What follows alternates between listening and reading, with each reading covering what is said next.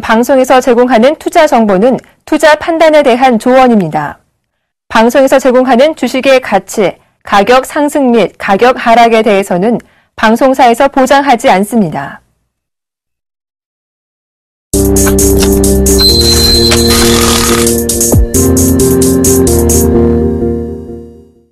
한국투자금융지주 미래에셋 금융전업그룹과 보고펀드 등 사모펀드가 기업 인수 및 합병 시작에서 투자 수익을 높일 수 있도록 현재 걸림돌이 제거됩니다.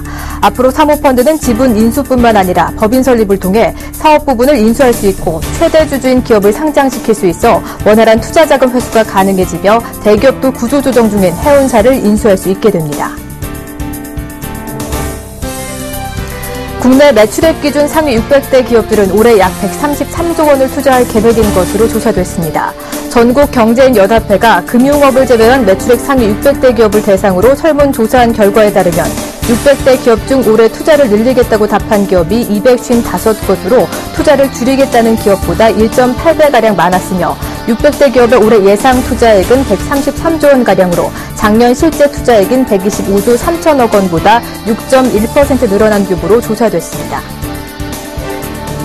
지난달 국내 채권 금리가 해외 경제지표 부진과 신흥국 시장 불안 등의 영향을 받아 하락했습니다. 한국투자금융협회의 채권 장외시장 동향 보고서에 따르면 2월 말 기준 국고채 3년물 금리는 연 2.85%로 1월 말보다 0.03%포인트 떨어졌으며 지난달 말 국채 5년물 금리는 전월 말보다 0.09%포인트 내린 연 3.118%였습니다. 회사채 시장에서 찬밥 신세로 전락한 비우량 기업들이 자금 조달을 위해서 상환 전환 우선주에 주목하고 있습니다. 상환 전환 우선주는 의결권이 없는 우선주지만 일정 기간 내 상환하거나 보통주로 전환할 수 있고 실질적으로 부채와 비슷하지만 요건을 충족하면 상법과 회계법 처리상 자본으로 분류돼 기업의 재무 비율을 높이는 효과가 있습니다.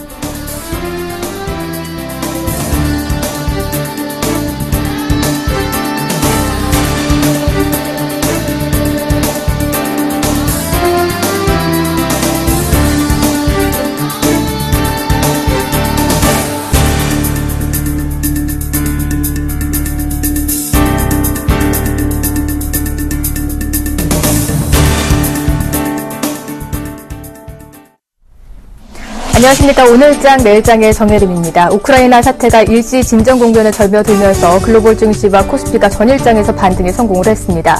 하지만 급반등도 잠시 간밤에 마감한 뉴욕 증시가 사상 최고치 경신 이후에 다시 한번 숨고르기 장세에 들어갔고요. 그 여파로 인해서 국내 증시 오전장까지만 해도 엇갈린 횡보 양상 보이긴 했지만 이 코스피 시장 쪽에 외국인 매수세가 다시 더해지면서 상승 반전한 채 현재 양대 증시 모두 강보합권에서 움직여주고 있습니다.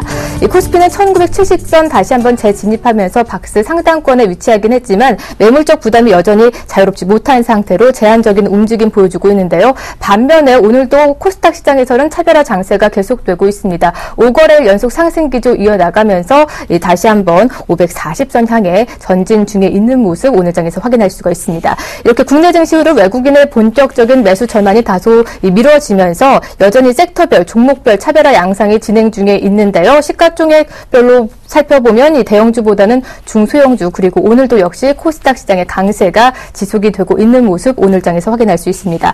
달러 환율 이벤트를 앞두고 5원 넘게 빠지면서 약보합권에서 거래가 되고 있는데요. 잠시 외환시장 동향에서 좀 더 자세하게 살펴보고요. 먼저 애널리스트에게 듣는다. LIG 투자증권 투자전략팀 유선훈 연구원과 함께 시장 분석부터 해보도록 하겠습니다. 안녕하십니까? 네, 안녕하세요. 네, 최근 이렇게 지수 반등에 따라서 투자자들이 시장 진입에 다소 긍정적인 모습 보여주고 있습니다. 시장 진입하려는 분들께 어떻게 포트 짜보면 좋을까요? 제시해 주시죠. 예, 요즘 주식시장에서 나타나고 있는 특징 중에 하나가 종목 선택이 매우 중요해지고 있다는 점입니다. 특히 같은 산업 내에서 종목의 차별화가 좀 나타나고 있는데요. 예를 들면은 삼성전자의 주가가 상승하고 있는 반면에 LG전자 주가 부진한 모습을 보이고 있습니다. 같은 관점에서 SK이노베이션이나 S-오일, 아모레퍼시픽이나 LG생활건강과 같이 두 종목의 방향성이 차별화를 보이고 있는데 가장 큰 이유는 최근에 시장에서 롱숏 전략을 쓰는 투자자가 많이 늘어났기 때문입니다. 롱숏 전략이라는 것은 정식으로 페어 트레이딩 전략이라고 하는데 헤지펀드의 대표적인 전략 중 하나고요. 사실 국내 시장에서 이벤트 드리븐이나 매크로 드리븐 같은 다른 유명한 헤지펀드 전략을 좀 쓰기 어렵다 보니 최근 설정되는 대부분의 헤지펀드들이 롱숏 전략을 들고 나오는 추세입니다. 그리고 이런 헤지펀드 규모가 점점 커지면서 어떤 공매도 거래량이나 대차장구 역시 이제 역사상 최고치에 근접해 있고요. 이에 따라서 시장의 변동성은 좀 커져 있는 상태고 종목별로도 펀더멘털 차이에 따라서 어떤 차별화가 상당히 많이 진행이 돼 있다 이렇게 보입니다. 이러한 시장 상황에 접근을 하려고 한다면은 저는 업종 대표주 위주로 포트폴리오를 가져가는 것이 효과적이라고 판단을 하고 있고요. 왜냐하면은 2등 기업에 비해 1등 기업이 확연히 차별화될 것으로 판단을 하고 있기 때문이고요. 통계상으로 보더라도 과거 시가총액 1위 기업으로만 포트폴리오를 구성한 것이 시가총액 2위 기업으로 포트폴리오 구성한 것보다 성과가 상당히 우수한 것으로 나타났습니다. 특히 3월부터는 외국인의 귀환이 예상을 하고 있고요. 외국인이 매수세에 유입된다면은 보통 대형주 위주로 바스켓 매매한다는 점 주목한다면 이 전략이 효과적일 것이라고 판단을 하고 있습니다. 롱숏 전략에 따라서 좋은 주식은 올라가고 나쁜 주식은 하락한다. 그렇다면 업종 대표주 쪽으로 좀 포트를 구성해 보시면 좋으실 것 같습니다. 또 앞서서 3월부터는 외국인의 본격 귀환이 예상이 된다고 하셨는데요. 그럼 3월장 좀 기대해봐도 좋은 걸까요? 예, 맞습니다. 저희 하우스는 3월 시장을 긍정적으로 보고 있고요. 3월부터 시작해서 2분기는 상승장이 시작될 것이다. 이렇게 판단을 하고 있습니다. 사실 이번 주 들어서 우크라이나 우려로 지수가 소폭 하향 조정을 보였는데 그럼에도 불구하고 달러가 약세를 보였고요. 글로벌 외환 시장에서요. 유로화 및 엔화는 강세를 보였습니다. 다시 말한다면 글로벌 시장에서 우크라이나 우려는 진짜 위기는 아니다. 잠시 지나가는 이슈다 이렇게 판단을 하고 있는 것이죠. 그리고 중국 전인대에서 성장률 전망을 7.5%로 발표를 했습니다. 기존의 우려와 달리 견조한 전망을 내놨는데 이 7.5%라는 것을 뜯어보면은 중국이 지금 그림자 금융이나 산업 구조조정 문제를 겪고 있습니다. 그래서 요거에 대해서 강력하게 정부가 대응을 한다면은 분명히 7.5%보다 낮아져야 하는 것이 맞는데 7.5%를 내놨다. 그것은 정부가 조치를 취하겠다. 어느 정도 부양을 취하겠다. 이런 의도로 파악을 하고 있고요. 통화정책에 대해서도 작년에는 신중한 통화정책을 보인다라고 했는데 올해는 탄력적인 통화정책으로 바꿨습니다. 다시 말한다면은 개혁은 지속하되 성장성은 포기하지 않겠다 이런 의미로 받아들이면 됩니다. 그래서 중국을 위시한 신흥국에 대한 경제 전망이 어떻게 보면 불확실성이 해소되고 있고 점차 개선될 것이다 이렇게 판단을 하는 것이죠. 저희가 과거부터 계속 말해왔던 것이 신흥국의 경제 전망이 지금 하락을 하고 있는데 이것이 저점을 다지고 반등을 한다면 외국인 투자자 입장에서는 신흥국에 다시 돌아올 가능성이 충분히 있습니다. 그래서 3월에 외국인 투자자의 증시 귀환이다 이런 전망을 계속 말씀을 드리고 있는 것이고요. 마지막으로 말씀드리고 싶은 것이 정부에서 지난 2월 말에 경제혁신 3개년 계획 발표를 했고요. 지금 계속 후속 조치를 발표를 하고 있습니다. 정부 정책 역시 주식시장에 긍정적일 것으로 판단을 하고 있고요. 일본 같은 경우에 아베노믹스를 발표하고 1년 만에 주가가 56% 상승했다는 점 기억을 해야 할 것입니다. 정리해서 말씀드리면은 3월 주식시장은 분명히 악재보다 호재가 많은 시장이고요. 또 기술적으로 보자면은 10월 고점 이후, 작년 10월 고점 이후로 형성된 중기 하락 추세들을 벗어나는 구간에 있습니다. 그렇기 때문에 지수 추세는 점진적으로 강세 보일 것으로 예상을 하고 있고요. 현재는 매집 구간이다라고 판단을 하고 있습니다. 역시 3월 주식시장은 악재보다는 호재가 많은 시장으로 평가해 주셨습니다. 이렇게 오늘 말씀 고맙습니다. 예, 감사합니다. 네, 이어서 이 시각 외환 동향도 함께 체크해 보도록 하겠습니다. 달러원 환율이 1,070원대 강보합 출발을 했지만 현재 6원 넘게 밀려주고 있습니다. 이 시각 외환 선물 정경발 팀장님 연결해서 알아보도록 하겠습니다. 안녕하십니까? 네, 안녕하세요. 네, 오늘 환율이 좀 밀리는 모습인데 왜 이렇게 밀리는 걸까요? 네, 달러 환율이 어제 오늘 이틀 연속으로 하락세를 이어갔습니다. 오늘 서울 외환시장은 어제 종가 대비 60전이 상승한 1,071원 50전에 개장했는데요. 개장 이후 1,073원까지 상승폭을 넓혀갔습니다만 추가 상승이 제한되었고요. 이후 달러원 환율의 방향이 급하게 아래로 전환되면서 1,064원 60전까지 하락했습니다. 이 시간 현재는 1,065원 60전에 거래가 되고 있습니다. 환율이 급하게 하락세를 보인 것은 대외적인 요인 때문인데요. 원화가 비록 지난밤 여객시장과 오늘 개장 초반 약보 압세를 보였습니다만 다른 대부분의 위험 통화들은 우크라이나 사태가 진정된 것을 반영해 강세를 보인 바 있었고요. 오늘 아시아장에서는 위안화와 호주 달러의 강세가 부각되면서 결국 원화 역시 동반 강세를 보였다고 할 수 있습니다. 오늘 서울 외환시장 개장 직후 호주의 1월 소매 판매가 예상보다 호조를 보이면서 호주 달러는 미 달러와 대비 0.90달러를 돌파하는 강세를 보였고요. 위안화의 경우는 지난 3일 이후 강세가 재개되면서 아시아 통화들이 강세를 보일 수 있는 명분을 제공한 것으로 보입니다. 그러나 호주 달러의 강세가 0.9032달러 수준에서 제한되면서 상승폭을 줄이고 있고요. 이에 따라 원화의 강세 속도가 둔화되고 있는 상황입니다. 또 22 통화 정책이나 미 고용 지표 등 이벤트들이 남아있는 상황입니다. 환율의 변동성을 키울 만한 변수가 될 수 있을까요? 아직도 이 1070선 박스권 유효하다고 보시는지요? 네, 우크라이나 사태가 진정 국면에 들어서면서 이제 시장의 관심은 미국의 월간 고용 지표로 이동하고 있습니다.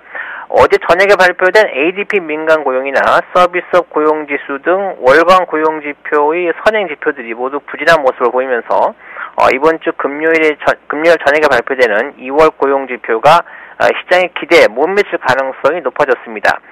그렇지만 ADP 민간 고용의 경우 전통적으로 월간 고용 지표와의 상관성이 높지 않고요.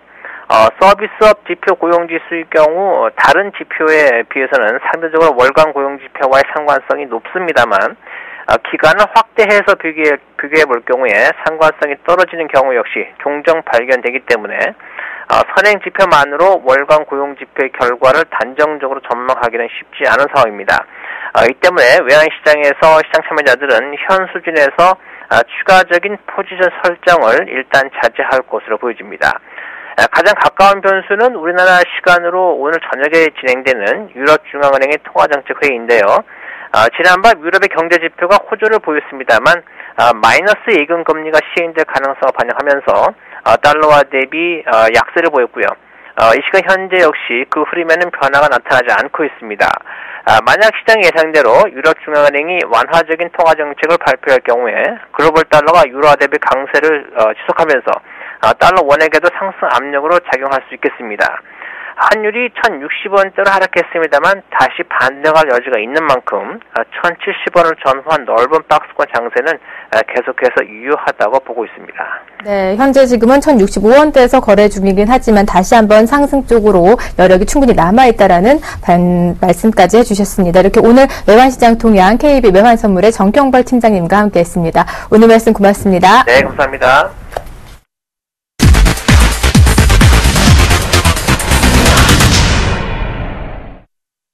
네, 오늘 장에서 떠오르고 있는 이슈들 진단해보고요. 마감 전략까지 세워보도록 하겠습니다. 김동섭의 시장 돋보기로 이 시간 꾸려보도록 하겠습니다. IM투자증권의 김동섭 이사님 자리해 주셨습니다. 안녕하세요. 네, 안녕하세요.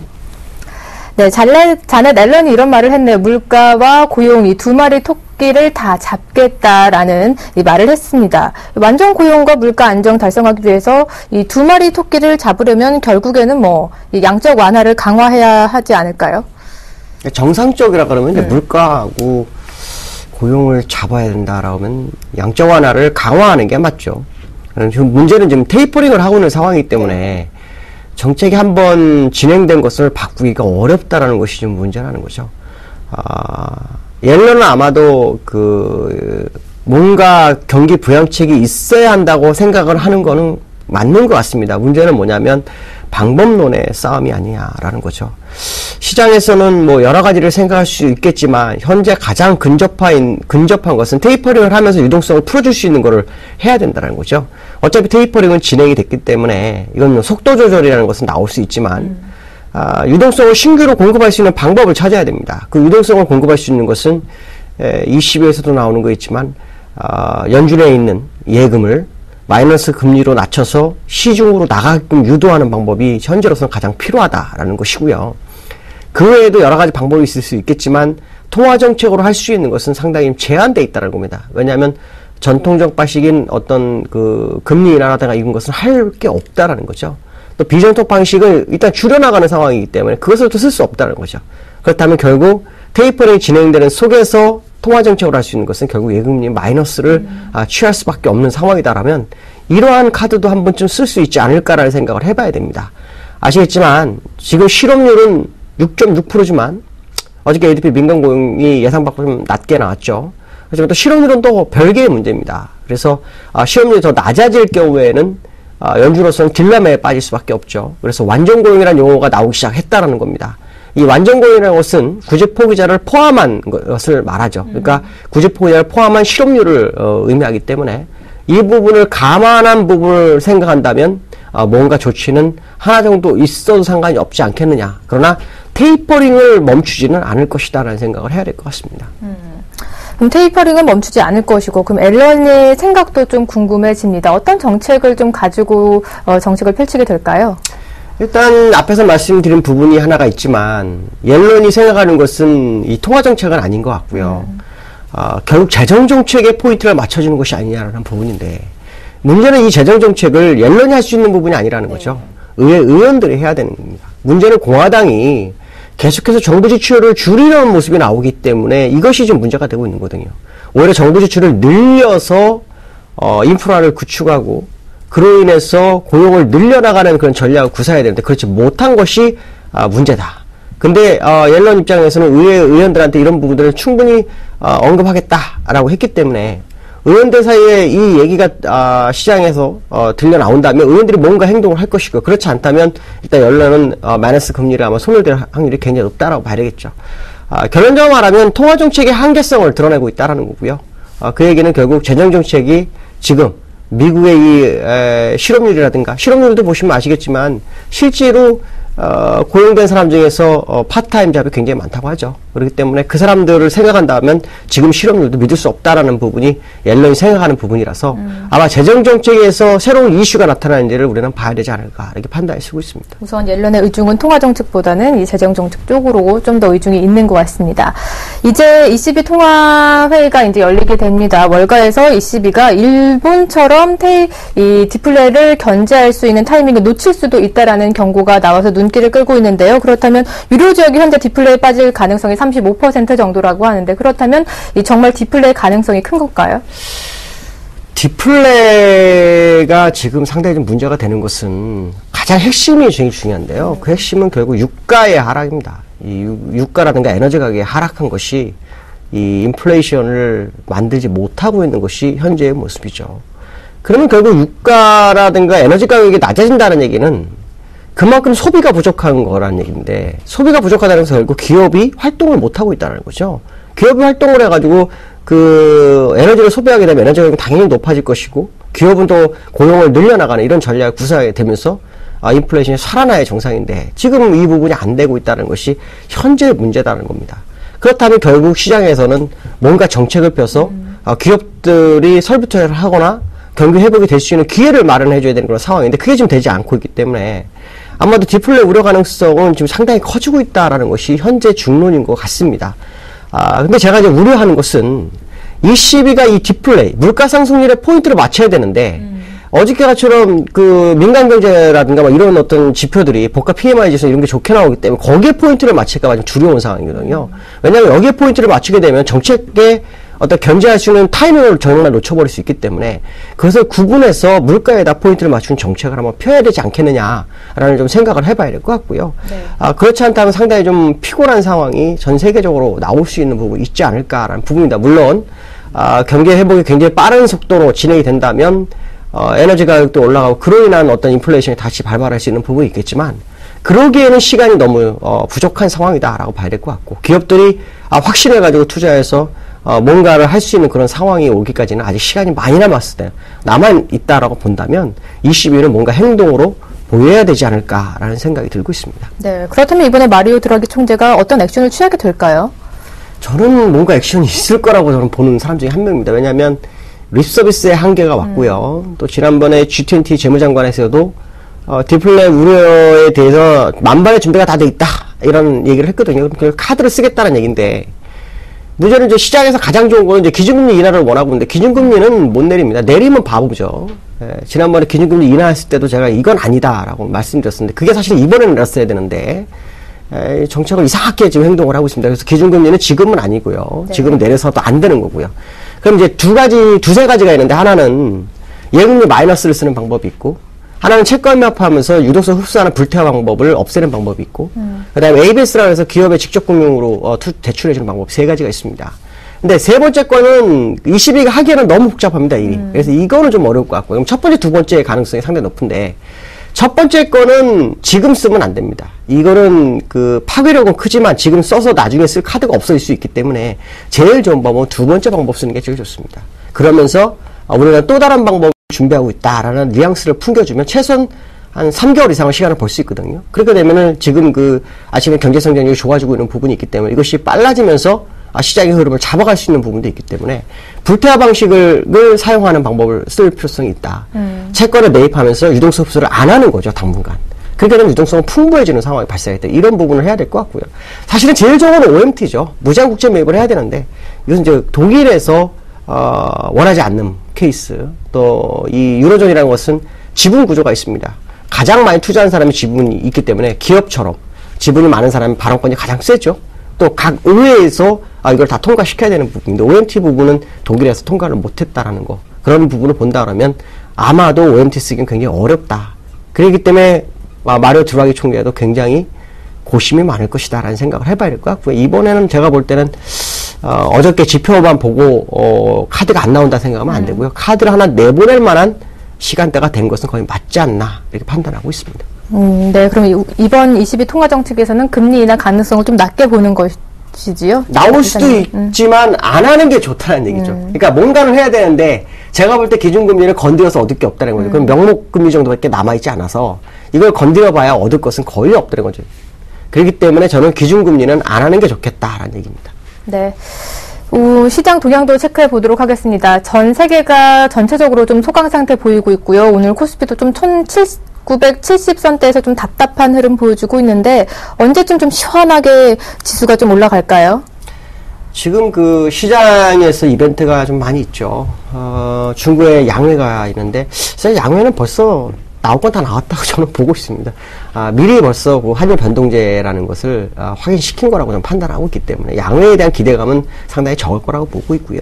제가 볼 때는 두 가지죠. 하나는 22 통화정책, 오늘 밤에 22가 디플레이에 대한 정확한 행동을 보일 것이냐 아닐 것이냐, 아마 거기에 따라서 시장은 상당히 다를 수 있습니다. 네. 이번에 만약에 행동을 못 보이게 되면 실망이 상당히 좀 많이 나올 수 있다라는 부분이고요.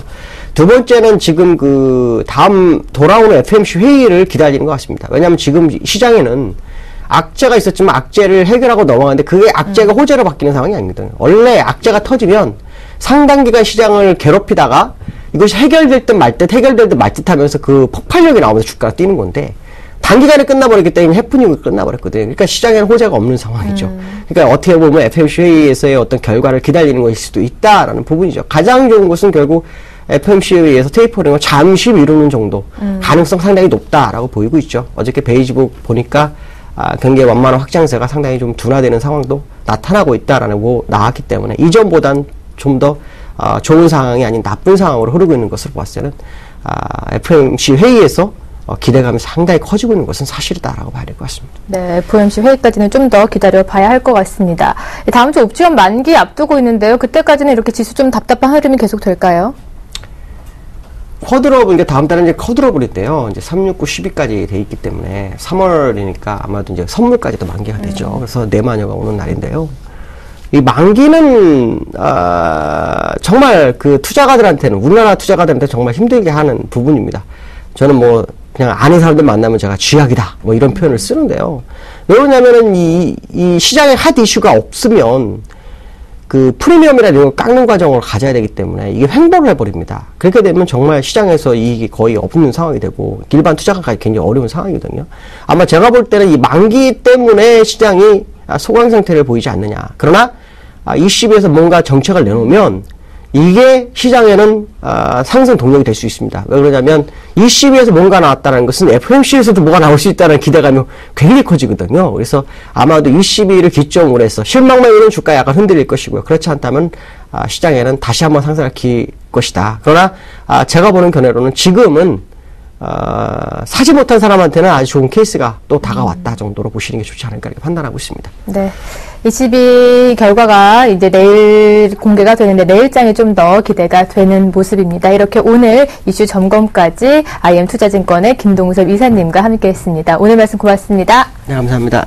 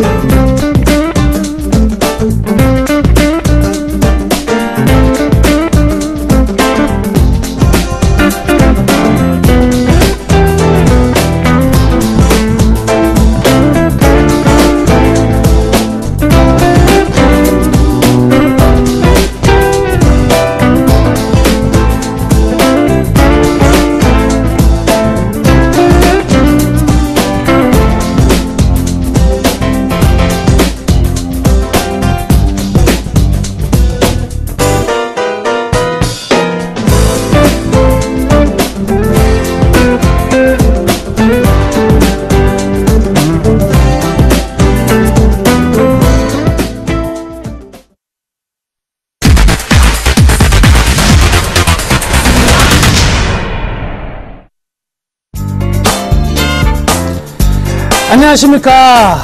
남원우의 Y 특징주 시간입니다. 오늘도 시장이 좀 지지부진한 흐름이 계속 나오니까 굉장히 졸릴 수밖에 없는데 저는 항상 여러분들의 비타민 아닙니까? 자, 오늘 장 특징주는요, 오늘 제일 많이 오른 종목은 아니에요. 근데 지금 어저께와 오늘 그리고 양쪽으로 이 종목과 관련된 종목들이 사실은 수면 위로 올라오고 있는 종목이 있어서 꼭 한번 점검을 해봐야 되겠다 해서 가져왔습니다. 대한항공입니다. 대한항공. 야, 드디어 이제 종이 비행기가 진짜 비행기가 되는 건가요? 대한항공의 연이틀 강세 Y라는 주제를 가지고 나왔습니다. 대한항공이 이제야말로 조금 비상 날아가려고 하는 흐름들이 나타나고 있는데요. 왜 그런지 보니까 아무래도 이 실적 개선에 대한 기대감이 상당히 좀 크다는 증권사의 리포트들이 꽤 나왔어요. 최근에 한 두세 군데에서 대한항공 쪽으로 집중 조명하면서 굉장히 좀 긍정적인 내용들이 나왔었거든요. 여기에 대한 영향 분명히 있고요. 두 번째는 밸류에이션 측면이죠. 자, 아시아 타 항공사 대비 절대적인 저평가다. 아시아의 이제 메인, 예를 들어서 뭐 항공사 같으면 일본, 그죠? 일본 항공이 있고요. 그 다음에 뭐 패시픽 아시아 있고 뭐 캐세이 패시픽 이런 것들이 싱가포르 에어라인 뭐 이런 것들이 있는데 이 메이저 국적 항공사들이 계속 고전을 면치 못하고 있습니다, 사실. 왜 그러냐면, 저가 항공사의 어떤 시장 공략이 굉장히 강화되었거든요. 혹시 여러분들 그거 아세요? 주기적으로요, 한 3개월에 한 번 정도요, 그 서울에서 마닐라나 필리핀 세부까지 가는 왕복 항공 요금이 얼마에 풀리는지 혹시 아세요? 예. 1원에 풀립니다, 1원에.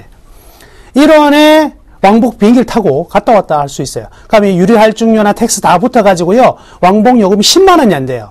이런 파격적인 저가 항공사들의 공세에서 이런 국적기들은 살아남기가 굉장히 힘든 상황이다. 그래서 실적이 별로 안 좋거든요.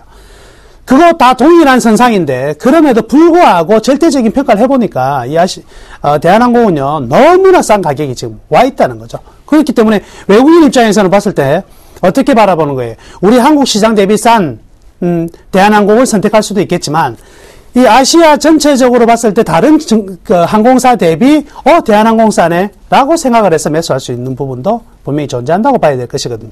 이 부분이 지금 대한항공에 대한 재평가가 나타나고 있다. 이렇게 생각하시면 되겠습니다.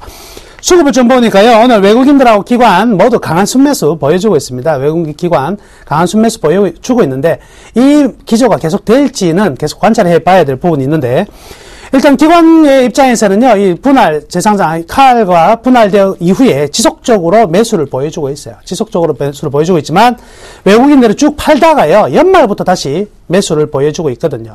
자, 그러니까 외국인은 팔다가 다시 매수, 그리고 기관 같은 경우는 꾸준하게 사들어오는 상태에서 오늘 동시다발적으로 매수가 들어왔다. 이런 종목들의 특징이 있거든요. 이런 종목들의 특징이 뭐냐면 개인들을 따돌리고 가는 주가가 나올 가능성이 많아요. 개인들이 좀 사볼까 하면 순간적으로 탁 떨어뜨려 버리고요. 그리고 아직은 아니구나 할 때 통 튀어가지고 통통통 이렇게 튀는 종목이죠. 그래서 사실은 바닥권에 사놓고 길목 지키기 딱 기다렸다가 수익을 향유하는 거는 괜찮은 전략이 되는데, 따라가서는 딱히 먹을 게 없는 게 또 이런 주식의 특징이다. 이렇게 미리 말씀해 드리겠습니다. 자, 중요한 관찰 포인트 몇 개 가지가 있는데요. 첫 번째는요, 작년 4분기에는요, 이 한진해운 지원하다가 대한항공이 그냥 이거 됐어요. 눈탱이가, 밤탱이가 돼버렸어요. 부정적인 이미지 굉장히 커졌었는데, 어떻게 했습니까? 어쩔 수 없이 비행기 팔고, 부동산 팔고, 이렇게 하다 보니까 1조 한 5천억 이상의 현금을 만들어가지고, 굉장히 재무적으로 안정성을 다시 한번 찾았거든요. 그래서 이러한 부정적인 요인이 일단 해소가 되었다. 이 부분은 꼭 확인해야 될 것 같고요. 두 번째.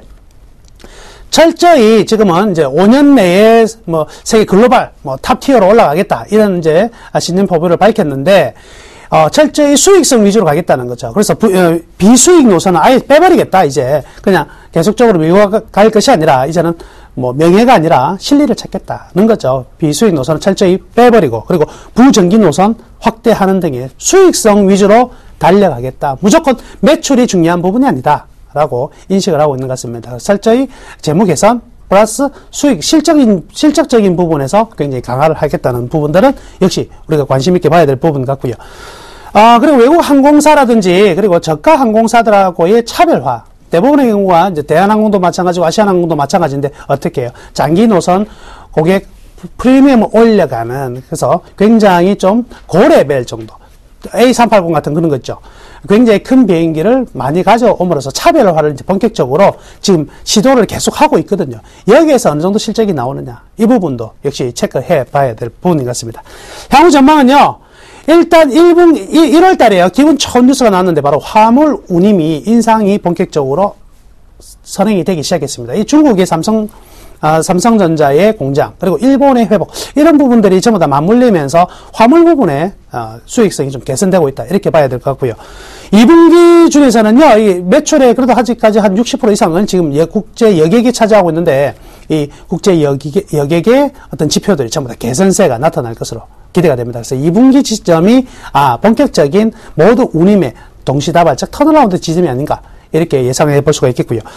6회공, 한진이 따지고 보면, 이 물류에서는 지금 최강자가 될 수 있는 최강자인 기업인데, 아직은 서로서로 시너지를 많이 못 냈는데, 글로벌 유럽과 중국의 경기가 회복되고, 특히, 미국까지 계속 상승세가 지속된다면, 이 물류 쪽에서의 이 이익의 레버리지는 굉장히 커질 가능성이 높거든요. 이 부분 역시 시너지 효과가 부각될 수 있다. 이렇게 볼 수가 있겠습니다.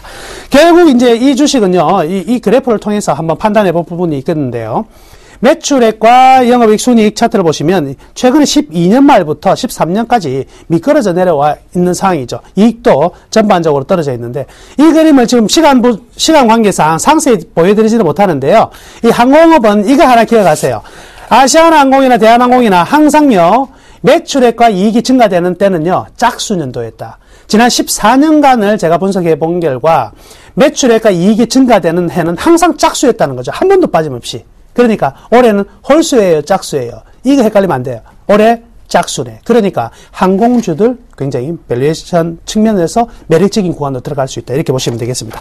자, 그러면 어떻게 매매를 할까요? 지금 따라갈까? 안 돼요. 지금 따라잡으면은요, 힘들어요. 지금은 아까 제가 말씀해드렸지만 이런 수급은요, 따라가면 희한하게 내가 사는지를 어떻게 하는지 딱 때린단 말이죠. 그러니까 추격 금지. 38,000원 이상에서는요, 단기적으로 한번 끊어주는 것도 괜찮겠어요. 왜냐면 아직까지 확실하게 돌아선 모습은 안 나왔거든요. 끊어준다면, 38,000원 이상에 끊어준다면 어떻게 대응할 것인가. 자, 매수 시점은 역시 2분기로 들어가야 됩니다. 2분기, 즉 한 4월달 정도로 들어가는 타이밍, 4, 5월달 정도 타이밍에 보시고, 가격은 한 34,000원 정도라면, 그때는 좋은 때이기도 하고, 좋은 가격이기도 하고, 그 시점 한번 노려보시는 게 좋을 것 같습니다. 자, 오늘 나무네와이는 대한항공에 대해서 좀 짚어봤고요. 잠시 후에 3시 10분부터 30분간 또 제 방에 오셔가지고 또 이야기 좀 더 나눴으면 좋겠습니다. 좋은 오후 보내시고요. 내일 뵙겠습니다. 감사합니다.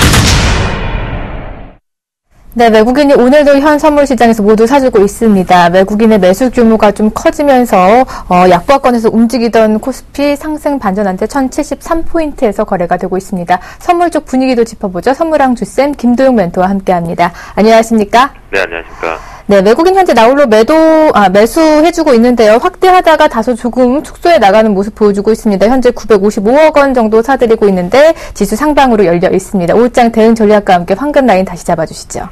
네, 시장은 전체적으로 우리가 왜 예를 들어서 악수를 하려고 해도 권하는 주체와 받아주는 주체가 있어야 되고, 그다음에 손뼉도 소리가 나려면 하이파이브가 소리가 나려면 같이 쿵짝이 돼야 되는데요.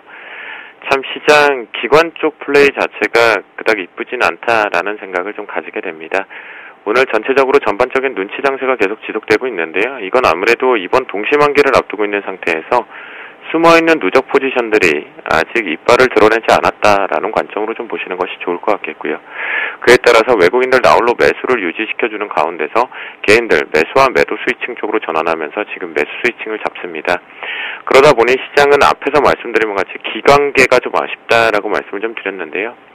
기관 쪽에서 시장을 외국인과 마찬가지로 동시다발적으로 손을 잡고 손에 손잡고 해서 매수 쪽으로 잡아준다라면 추가적인 상승 부분을 충분히 가져올 수 있는 위치임에도 불구하고 지금 지수의 상단 스프레드 자체가 아직 찍진 않았습니다. 그러니까 이번에 이게 기술적으로 자꾸 이미 벗어난 고점들이죠. 지금 위치 자체가 거길 자꾸 고점이다라고 하면서 시장이 빠져야 된다라는 여론들도 좀 많은 것으로 알고 있습니다. 자, 어떤 근거를 가지고 그걸 빠져야 된다, 기술적 분석과 보조 지표 때문에 한다라면 글쎄요, 뭐라고 말씀드릴 수는 없을 것 같은데요. 전체적으로 지금 기관 쪽의 포지션 자체가 단기적으로 지금 매집 자체가 못했어요. 즉 이 얘기는 무슨 얘기냐면 종목군들 쪽에서 충분히 지금 올라가서 랠리를 즐길 만한 상황들이 돼야 되는데 그만큼 바스켓들이 좀 많이 비워 있다는 관점으로 보시면 좋겠고요. 현재 지금 시장은요, 수출 기업과 경기 민감주 쪽보다는 내수 관련주 쪽에서 경기 방어주 성격 쪽으로 섹터들로 집중력이 좀 가해지고 있는 부분이겠죠.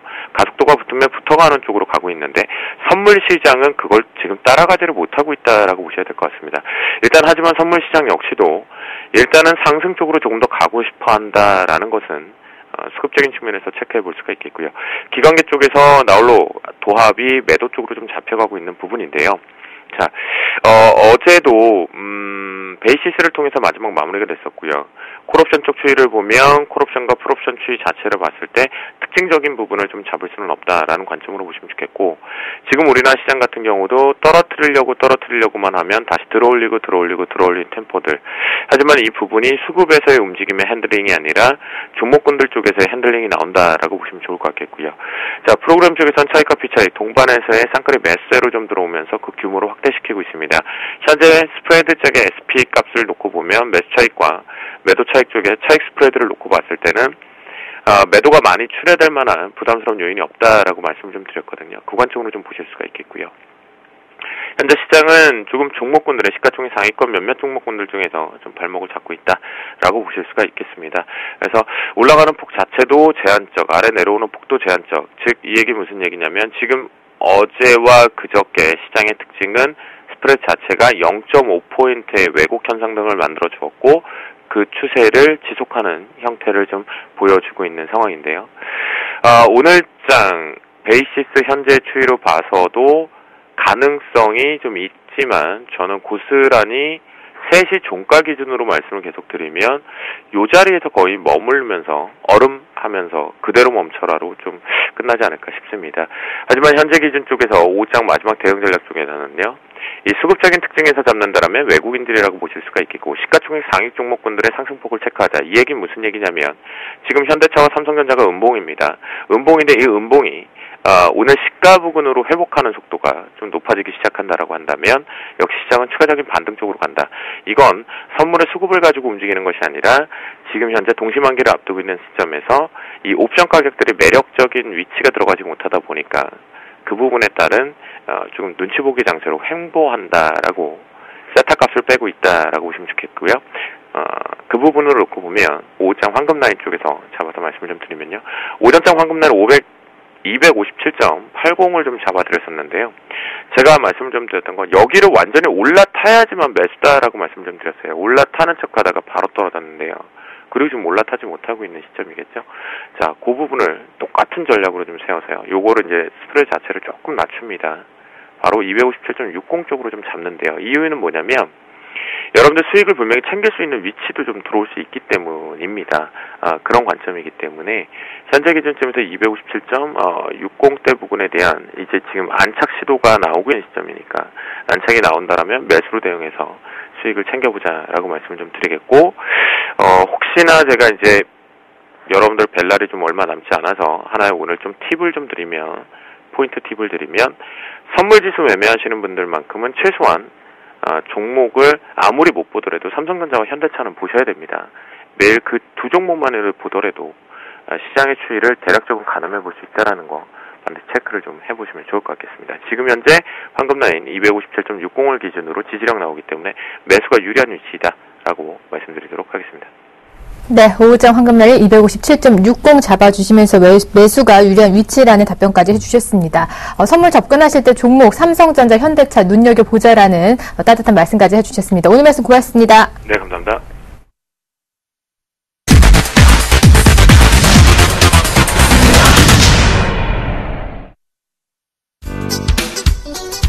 안녕하십니까, 김성민 멘토입니다. 네, 오늘 한 종목도 목표가를 갔네요. 좀 이따가 살펴드리도록 하고요. 확실하게 시장이 돌아갑니다. 잘 돌아갑니다. 플러스권으로 바뀌어주고 있는데요. 이게 언제까지? 전 이런 생각이 듭니다. 짚어드리자면요. 다음 주 동시반기가 있어요. 그렇죠. 목요일날. 그 동시반기 전까지는 약간 조금 막 오르지도 않고 떨어지지도 않고 이런 장이 연출이 좀 되지 않을까 싶습니다. 그 동시반기 이후부터 해서 본격적인 장이 조금 상승 쪽으로 나올 가능성이 있기 때문에 저는 거기에 좀 베팅을 할까 합니다. 저는 좀 먼저 항상 먼저 말씀드렸죠. 그래서 제가 최근 추천드리는 종목이 뭐죠? 대형주가 많았잖아요. 그거 좀 유지하려고 하고요. 지금은 약간 제가 또 다시 오늘 추천드릴 종목은 중형주로 또 가지고 나와봤습니다. 그래서 확실하게 제가 빠르게 대응을 하고 있어요. 그리고 제가 최근 들어서 어떤 얘기를 살금살금 하고 있습니까? 원전 얘기를 하고 있습니다. 분명히 시장에 조만간 나올 것 같습니다. 그렇죠? 네, 그래서요. 좀 빨리빨리 읽으시면 되고요. 궁금하신 종목, 자기가 갖고 있는 내 종목 좀 봐주세요라고 하실 분들은요. 문자 주세요. 013-3366번에 0110번으로 문자 주셔야 됩니다. 주시면요. 상담 바로바로 해드리도록 하겠습니다. 자, 그리고 내일은요. 제가 금요일날 공개 방송합니다. 또 재밌는 얘기 해드릴게요. 아셨죠? 네, 그래서 많이 들어오셔서요. 좋은 정보 많이 빼가세요. 그리고 조만간 제가 다시 매일매일 공개 방송을 하려고 합니다. 지수가 많이 올랐기 때문에 조금만 참고 기다리시고요. 급하신 분들은 일단 내일 꼭 참여 부탁드리겠습니다. 자, 오늘 바로 일단 수급 100점주 살펴보고요. 상담 좀 해드리도록 할게요. 자, 오늘 가지고 나온 종목은요. 부산인프라코어 그리고 포스코항전력 서울반도체 YG엔터입니다. 여기 많은 종목이 걸렸어요. 제가 말씀드렸던 종목들이 쭉쭉 걸립니다.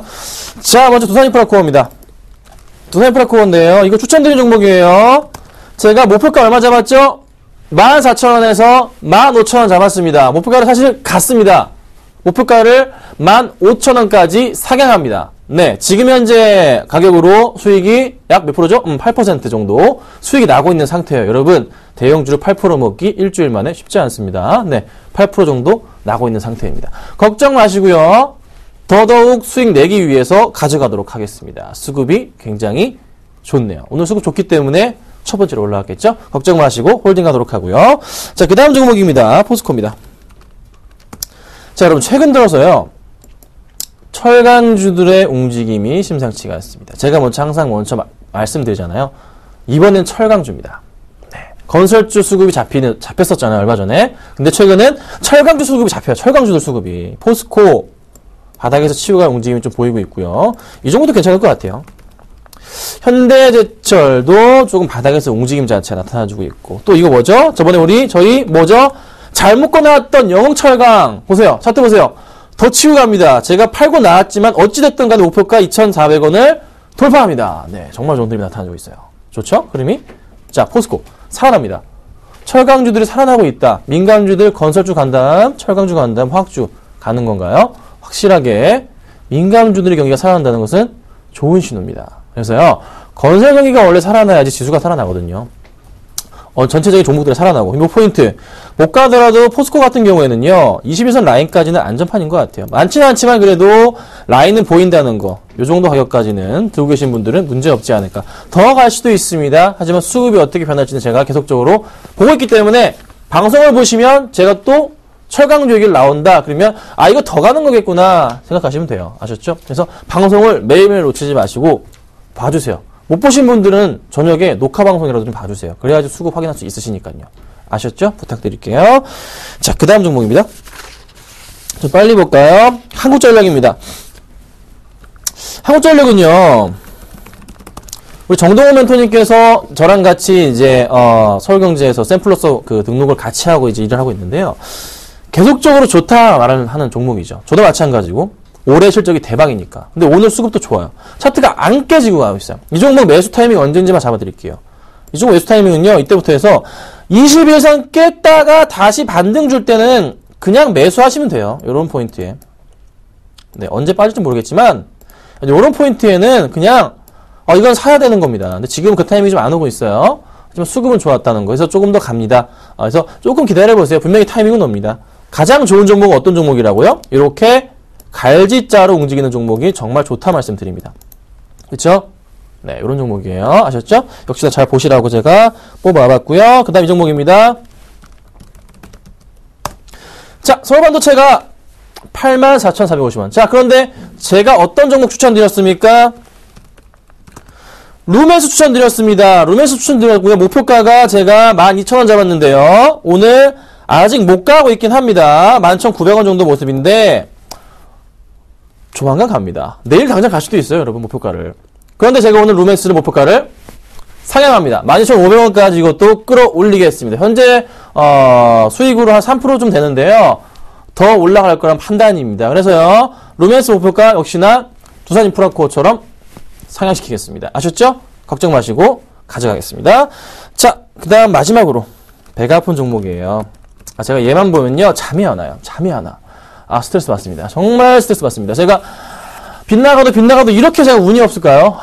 YG엔터입니다. 자, 수급이 좋아요. 네, 수급은 좋습니다. 최근 오늘 다 좋습니다. 자, 문제는 차트를 볼게요.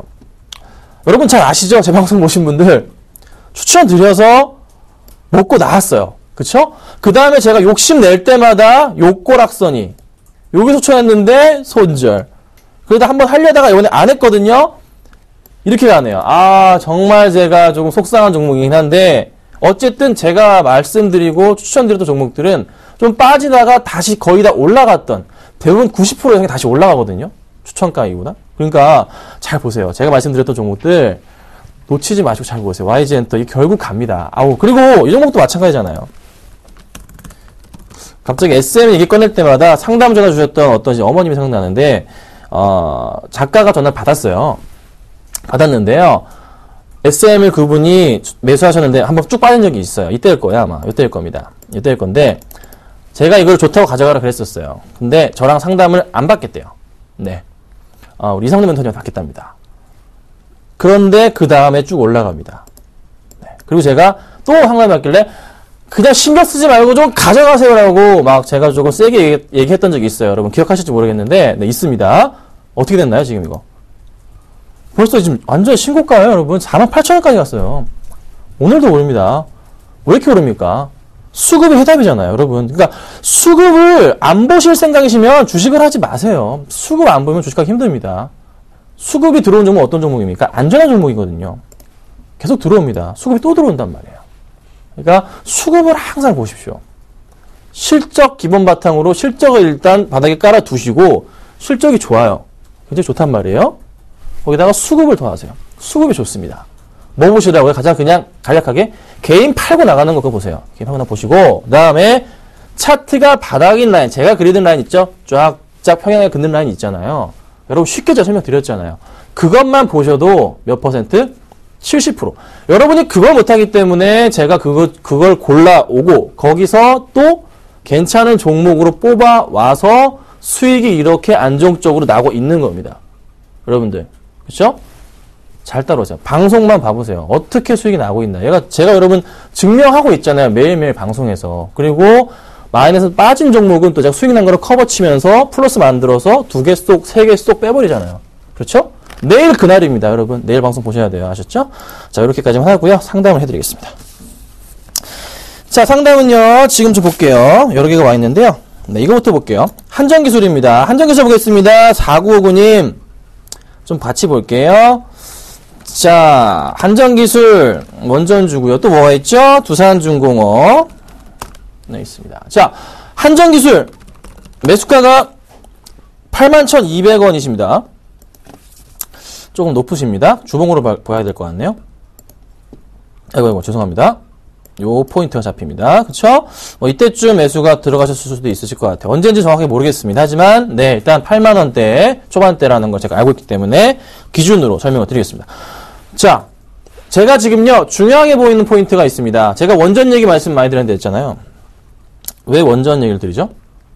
일본 얘기를 드려볼게요. 일본 4월달에 소비세 인상이 있습니다. 자, 왜 경상수지가 일본이 계속 적자입니까? 왜 계속 경상수지가 일본이 적자가 납니까? 원전 가동을 못해서 그렇습니다. 원전 18개 가동을 못해서 그래요. 그거 가동을 하면요, 경상수지가 돌아올 겁니다. 어쩔 수가 없어요. 일본으로 시작해서 서서히 원전 가동률 이슈거리가 되면은 당연히 두산, 한전, 다 마찬가지로 원전이 다시 어쩔 수 없이 시장의 중심에 서는 날이 곧 옵니다. 머지 않았어요. 더 안전하게 하겠다. 어쩔 수 없고 우리나라도요. 마찬가지로 한국전력이 전기세 인상하고 어쨌든 간에 원전은 몇 개 더 늘려야 되거든요. 안 늘리면 안 되거든요. 그렇죠? 갈 거예요. 팔아야 된다고요? 이거 매도해야 된다고요? 아닙니다. 지금 바닥입니다. 절대 매도하시면 안 되고요. 홀딩 하십시오. 아셨죠? 조만간 날이 옵니다. 제가 요즘에 원전 잡고 이렇게 이빨 털고 있어요. 아셨죠? 절대 파시면 안 돼요. 네, 가져갈게요. 자, 그 다음 보겠습니다. 자, 5313님, 일진디스플, 이거 저번에 어젠가 그젠가, 네, 해드렸었는데요. 오늘 또 바뀌었으니까 해드려야죠. 자, 수급상이 다시 세코닉스 인수권 안영은 같고요. 좀 올라갑니다. 자, 수급만 볼게요. 딴 거 필요 없어요. 자, 수급은 정말 좋아지네요. 좋습니다. 자, 수급 보겠습니다. 보세요. 기간들이 지금 며칠째인가요? 하나, 둘, 셋, 넷, 8일째. 투신권도 마찬가지고, 연기금 잘 매수가 들어옵니다. 외국인도 마찬가지고, 전반적으로 보면은 개인들이 팔고 나가는 흐름 나타나주네요. 그럼 이거 수급상으로 어떤 종목? 만점. 네, 90점 가까이 됩니다. 자, 그러면, 여기서 약간 횡보하고 있잖아요. 그쵸? 다시 치고 올라갈 거예요. 차트를 좀 크게 볼까요? 주봉으로 돌아가서 보겠습니다. 빨리 봐드릴게요. 자, 주봉으로 보니까요. 어떤 생각이 드세요? 느낌 오세요? 감 오세요? 크게. 바닥. 크게 봅니다. 라인이 길다고요? 몇 년 걸린다고요? 필요 없어요. 맞아 떨어집니다. 자, 바닥에서 올라오고요. 바닥에서 올라갑니다. 자, 새로운 그림을 그리고 있는 그런 단계입니다. 그쵸? 매수가가 15,900원이세요. 팔 필요 있나요? 이 그림에서 팔 필요 있으세요? 여기서 사셨는데 팔 필요 있으세요? 문제 없죠? 홀딩하겠습니다. 자, 그 다음 8193님 신원 보겠습니다.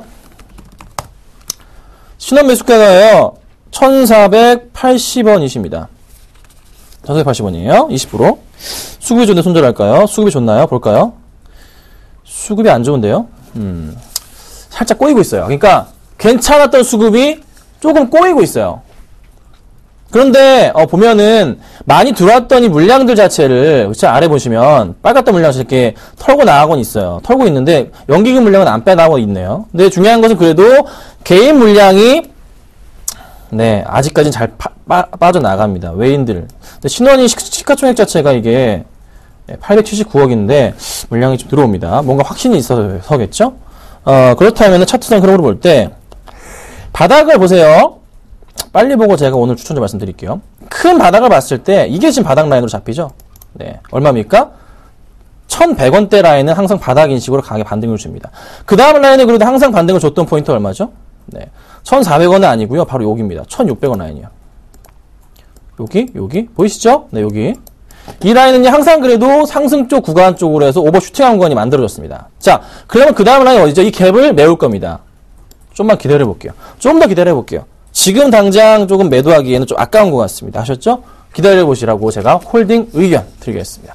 자, 오늘 추천주 말씀을 드려볼게요. 오늘은요, 이 종목, 제가 아까 중형주 말씀드린다고 했잖아요. 이 종목 갖고 나왔습니다. 일진전기입니다. 자, 일진전기예요. 바닥권에서 치고 간다는 제가 말씀을 많이 드립니다. 네, 차트 움직임. 이거요, 제가 예전에 정말 몇 번씩 갖고 나왔던 종목입니다. 이렇게 깨질 때마다 매수가 할 수 있는 그런 좋은 기회가 있었는데요. 자, 이 종목의 지금 내용을 말씀드릴게요. 중요한 포인트만 말씀드립니다. JS전선 주가 어떻게 되고 있습니까? JS전선 원전 비리로 인해서 어떻게 되고 있죠? 1월 초부터 거래 정지입니다. 그거 다 누가 봤죠? 일진전기가 다 봤습니다. 원전 같이 들어가고. 자, 4분기 이어서 1, 2분기 실적 대박. 꾸준한 수급 보겠습니다. 외인들과 기관들의 보세요. 네, 꾸준한 수급. 네, 전반적으로 수급이 들어와주고 있다. 빠져나갈 때 많은 물량은 아니에요. 네, 다시 다 받아주고 있어요. 그렇죠? 연기금 들어와주고 있고 괜찮습니다. 수급이야 전반적으로 그래도 한 80점짜리입니다. 실적이 좋으니까. 그리고 차트상으로도 다시 한번 짧은 패턴에서 그쵸? 반등 추세로의 포인트가 잡힙니다. 보이시죠? 네, 매수가 잡아드릴게요. 자, 매수가 잡아드리겠습니다. 네, 매수가는요, 8,200원에서 8,300원 보시고요. 목표가는 제가 신고가 갑니다. 9,000원. 그리고 손절가는 7,800원으로 잡아드리도록 하겠습니다. 자, 오늘은 제가 일진전기까지 말씀 좀 드려봤고요. 좋은 수급, 좋은 실적만큼 좋은 수익이 나지 않을까 판단됩니다. 내일 오전에 뵙겠습니다.